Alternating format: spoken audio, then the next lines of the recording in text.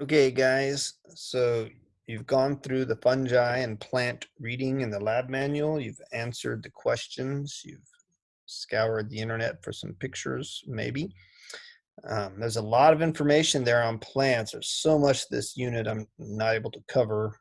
Uh, I guess if I don't feel like I talked about it, I don't feel like I've covered it. But there's a lot there in the notes on the PowerPoint. So what you're looking at right here is called the dichotomous key. That's what you pronounce that, dichotomous key. And it's a way of determining anything, really, not just fruit types, but fruit types are what we want to determine in this case. It's a series of contrasting statements. That's what dichotomy means. It's one or the other. Cannot be anything in between. It either is something or it is not something. Or it is, in this case, opposites, fleshy versus dry. Okay, so we don't know everything about plants the way we should in order to do this properly, but there's just enough. So given any kind of a fruit, you should be able to go through the series of statements in this manner. Let's just pretend I'm holding a strawberry. That would take us through the entire list here. So if I had a strawberry in my hands, and I want to know what kind of a fruit is it? Is it a drupe? Is it a pepo, hesperdium, berry, pome, legume, fossil, samara, which is a nut?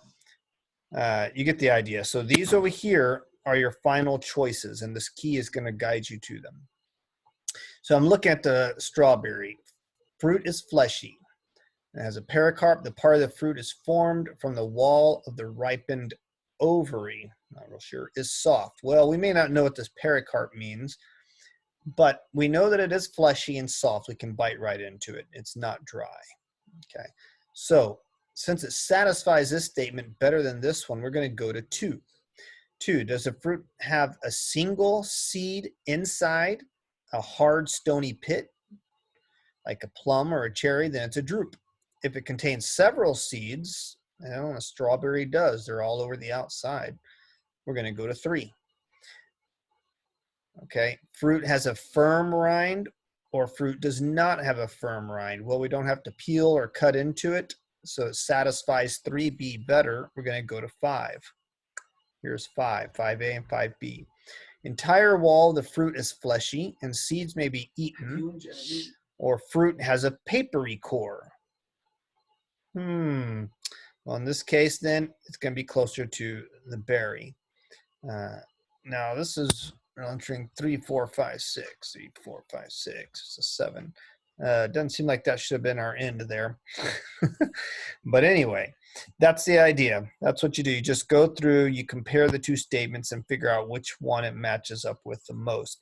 So on this quiz you're about to take in a little while, you probably either want to have at least a picture in your mind of a couple fruits or have one in your hand and go through these and see if you can practice identifying them. It's real easy to check yourself. You just come over to Google and you type in, or there's some examples here, tomato and grapes or berries, apples and pears, peaches.